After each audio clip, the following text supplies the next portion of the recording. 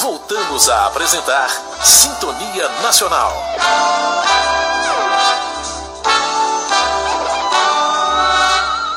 Agora 8h36 aqui no Rio. Entrevista. Olha, aumentar muito o som da música, da TV ou do rádio, ter dificuldade de entender o que é dito ou demorar para aprender algo, podem ser sintomas de que estamos com nossa capacidade de ouvir prejudicada.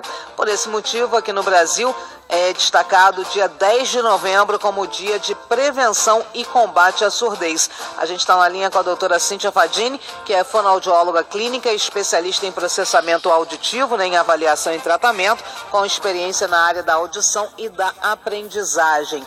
Boa noite, doutora Cíntia.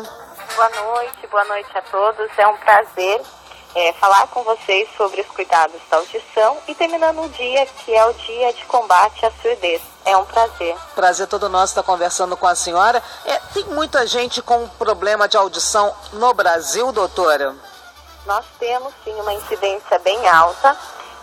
E essa incidência ela vem aumentando a cada ano e principalmente a perda auditiva precoce. Então, antes nós tínhamos idosos na faixa de 70, 80 com perdas auditivas e agora a gente já começa a ter adulto, com 40, 50 anos, já iniciando uma perda auditiva. Isso é uma coisa precoce, é considerado precoce, uma pessoa com 40 anos ter dificuldade de audição. Exatamente, a perda auditiva que seria com o tempo, né, que a gente fala presbiacusia. Espera que com o envelhecimento a gente vá perdendo as habilidades auditivas, mas agora está vindo um pouquinho antes. Isso é em decorrência do excesso de ruído. A exposição ao ruído está fazendo com que as pessoas manifestem precocemente uma perda auditiva. Agora, existe predisposição genética também, doutora, do tipo, os pais têm problema de audição, os filhos podem ter mais jovens? Sim, é bastante recorrente. Os pais, os tios, os avós tiveram perdas auditivas, aumenta a chance do filho ter sim.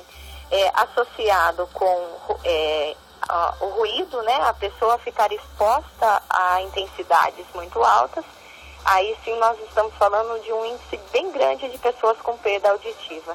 Essa geração, principalmente a mais jovem, doutora Cíntia, eles ouvem muita música, muita informação através de fone de ouvido. Isso pode prejudicar a nossa audição? Pode sim, principalmente os fones que são de plug, né, que fica dentro do sistema auditivo.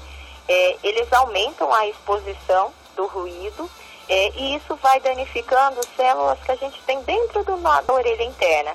E aí, com o tempo, o sistema já vai tendo os primeiros sinais de uma perda auditiva. Agora a gente já passou a ver muita gente, né? Muita gente na garotada com aqueles fones maiores, né? Até porque está se usando muito aquele tipo de fone que é Bluetooth, né? Uhum. Que não precisa de fio. Esse fone é melhor. Sim, porque ele não fica tanto em contato com o sistema auditivo. Mais importante também do que o fone é controlar o tempo em que esses jovens eles estão expostos à música. Eu falo que pode sim ouvir música tranquilamente, mas oferecer um intervalo para que o sistema consiga descansar. Então eu fico um tempo ouvindo, eu tiro o barulho, eu descanso o meu sistema e assim eu vou prevenindo a minha audição. Importante também é a intensidade. Quanto mais alta estiver essa música, mais agressão eu vou ter ao meu sistema. Então tentar manter sempre abaixo da média do volume. Assim eu consigo prevenir de uma perda auditiva no futuro. Eu ia perguntar sobre isso também, sobre a altura. E se a gente não tiver de fone, mas estiver num ambiente com barulho excessivo, isso também prejudica, doutora Cíntia? Prejudica. E não precisa ser contínuo. Um único episódio pode ocasionar uma lesão no sistema auditivo, que é quando a pessoa ela está exposta a uma explosão e de repente ela perde a audição. Isso pode acontecer. E quando que a gente percebe que a gente está com problemas sérios de audição? Tem aquele problema, né, que a senhora falou, por conta da nossa idade, né, por conta do envelhecimento, Mas quando que a gente percebe que a gente mais jovem tem problema de audição? O nosso corpo, ele envia alguns sinais. O primeiro dele é o zumbido. O zumbido é um barulho, né, que o nosso sistema auditivo faz para compensar o som que não está chegando. O início de uma perda auditiva pode ser com o zumbido, mas aí o paciente ele demora para buscar ajuda, aí ele vai tendo dificuldades em entender o que as pessoas falam. Ao telefone fica mais difícil, quando tem barulho, quando tem várias pessoas falando ao mesmo tempo, já são sinais de que está tendo uma perda auditiva já de moderada. Então, o primeiro é o zumbido, em que a pessoa não percebe que está perdendo a audição, mas aí ela vai deixando, aí começa a ter as dificuldades em ouvir realmente no meio social. A senhora tocou num ponto importante, né? Não é o nosso caso, porque a gente trabalha com voz, então a gente está sempre procurando tanto otorrino quanto fonoaudióloga. Mas normalmente pessoas que não trabalham com voz, elas não costumam procurar com muita frequência o otorrino do mesmo jeito que procuram de repente um cardiologista, né? As pessoas sabem que elas devem ir ao cardiologista uma vez por ano, ao oftalmologista, ao ginecologista no caso das mulheres, mas assim, o otorrino não é um médico que elas só procuram quando realmente o negócio está complicado, né, doutora? Sim, infelizmente, porque a audição, quando diagnosticada precocemente, nós trabalhamos com habilidades auditivas centrais. Então, não compromete tanto essas habilidades centrais, como a atenção, como a memória. Alguns pacientes, quando já vêm com uma perda auditiva moderada, profunda, até mesmo severa, eles já vêm com todos esses comprometimentos. É uma pessoa que já tem uma dificuldade de atenção, que já desenvolveu uma dificuldade de memória, e aí sim fica um pouco mais complicada essa reabilitação, porque ele já está com essas habilidades alteradas. Mas tem tratamento, doutora? Sim, hoje eu falo que nós temos 2 tipos de perda auditiva, que é a de condução. Algo impede o som de passar por esse sistema, e aí é feito, de repente, uso do medicamento, uso de algumas cirurgias e até mesmo o aparelho auditivo faz com que essa audição volte. E nós temos também a perda neurosensorial, em que células do sistema auditivo, elas foram danificadas pela exposição. E aí o uso do aparelho auditivo corrige essa perda auditiva. Então hoje nós temos tecnologia que favorece a volta dessa audição, mas sempre quando nós temos diagnóstico precoce, a reabilitação é mais rápida. O paciente ele já consegue, coloca o aparelho, ele já consegue se adaptar ao meio. E quem faz esse diagnóstico é o médico ou a fonoaudióloga? É o médico, o otorrinolaringologista, fazendo toda a avaliação clínica, e a seleção e adaptar auditivo é a fonoaudióloga. Uhum. Tem muita gente que usa o aparelho auditivo, mas não passa por fonoaudióloga, né, doutora Cintia? Isso acontece, né? E deveria, porque o fonoaudiólogo ele é o profissional responsável para selecionar o melhor aparelho auditivo para o paciente. Uhum. Tem alguns pacientes que mesmo colocando o aparelho auditivo, eles precisam de um treinamento auditivo para melhorar essas habilidades centrais que eu mencionei, de atenção e de memória. E muitas vezes isso não acontece. Aí o paciente ele não consegue se adaptar ao aparelho e fica sem ter uma audição saudável. Então o primeiro passo é fazer essa consulta aí, pelo menos anual, com o otorrino, né? Com o otorrinolaringologista. Exatamente.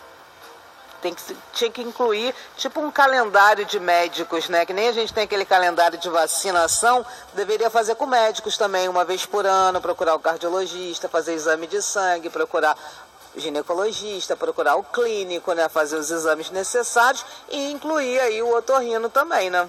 Exatamente. E principalmente as crianças em idade escolar. Porque nós temos crianças que elas não estão conseguindo aprender porque elas não estão ouvindo.